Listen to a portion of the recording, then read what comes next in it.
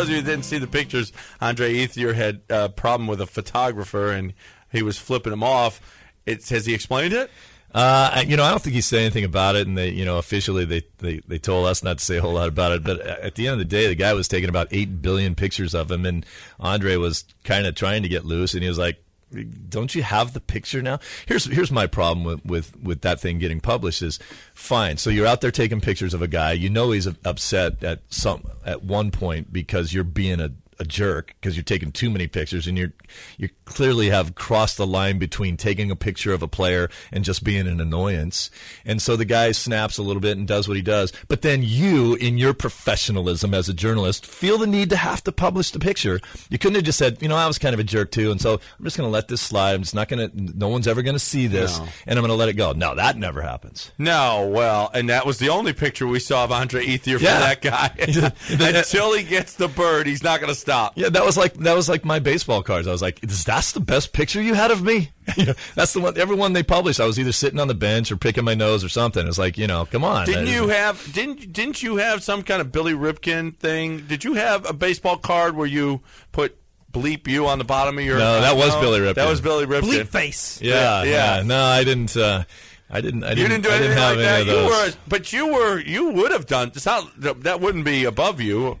John have you noticed he comes in and John's shooting fingers and he's no. What kind of cuss words you put on your bat? I'm like, the guy had to untuck his pants. That's what you're thinking. Other than that, that's Steve Lyons is not calling people bleep faces. No.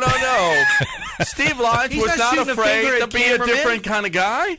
He was not afraid to be his own man. Yeah, but now I try to be respectful of the game and the people around it. I remember I did snap one time and felt really bad about it. And I think I dropped an F-bomb on, someone that was yelling at me. But and I kind of, the reason why I was upset that I did is because I was, the last 2 steps before jumping down into the dugout, and the guy was sitting right there, and he said something, so I barked back at him. But what I didn't stop to think about was, how many 10-year-old kids were sitting next to that guy. We wonder why fans are running on this field and players want to beat up fans. Like there's this secret animosity and hatred of the fans, and it's ugly. I mean, I think there's and I felt this way for a while. I think there's a serious